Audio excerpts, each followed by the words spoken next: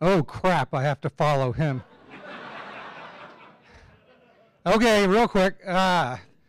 This is proof that I lived in Silicon Valley too long. I put version numbers on everything. But early media, scrolls in the caves, the cave drawings, the scrolls, Media 1.0, Gutenberg Bible, absolutely Media 1.0. Then the pamphleteers, and then the telegraph, kind of 1.5, still one person to one person, but real fast instead of real slow. Big change, though. Then you get the radio 2.0, broadcasting. That's a big deal.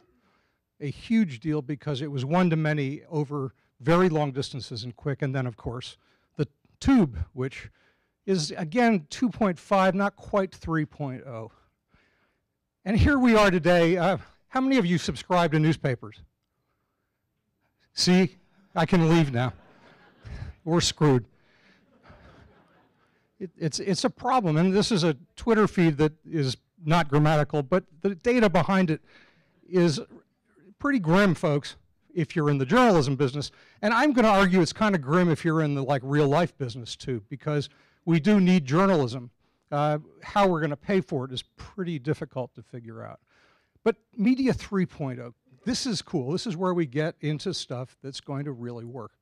And I think if we get it right, it's going to work in ways we've never been able to do before.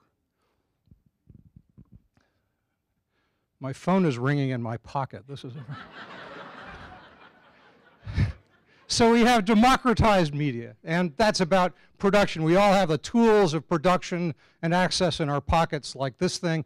We have creation going easily to anyone, and it's consumer turning into creators, which I love, and even more important in the long run is going to be the creators are becoming collaborators.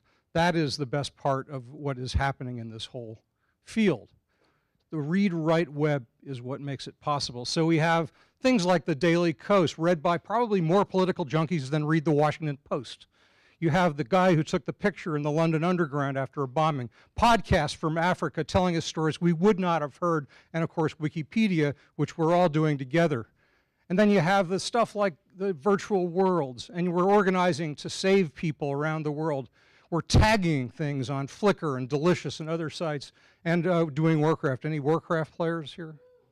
When do you do anything else? That's my question. So people keep asking me, I say, okay, so who's a journalist? And I'm telling them it's the wrong question. It's what is journalism? That's the question, and it's really the important question in the future.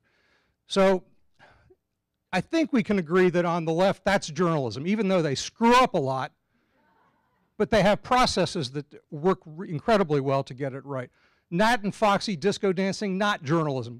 I think we can agree on that one too. But it's creation. What about this one? The guy in the underground who gets that famous, canonical picture of what happened and the aftermath. That clearly an act of journalism, a random act of journalism, but one that informed us of what happened that day. What about an advocacy group like the Human Rights Watch and others doing incredible reporting, digging out facts around the world and in our communities, putting them out in reports? That's media. It's really close to journalism, even though it's not quite there.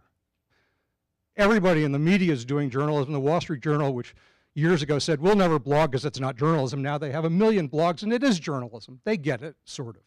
Not completely. That's the problem with traditional media. They're still not there. The great news, the best news for me, and it's what I spend my time doing now, a lot of it, is to help people understand that we can create our own jobs in journalism. We don't have to rely on that gateway that existed. It doesn't cost anything to do something digital anymore, just your time and your talent. So we have these new platforms too, things we can change our frame of reference to do the kinds of media, the kinds of journalism that we care about doing. I'm playing with the Google phone now. I think there's some awfully cool stuff we're going to be able to do with that. And we're using these to not just tell traditional journalism stories that we know about, but ones we don't know about. In the Kenyan elections that were violent a year ago, the people doing this kind of things with mobile, with all sorts of things, told us what we hadn't known. We've got to have principles. I'm not going to read them to you, but we've got to get this right.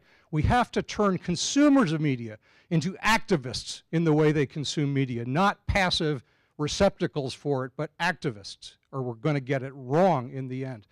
And for the creators, a whole set of principles that are traditional, add one that doesn't exist now, and that's transparency. We can get this right. We really can. And I'm pretty confident that in the end, we really will get it right. Thanks.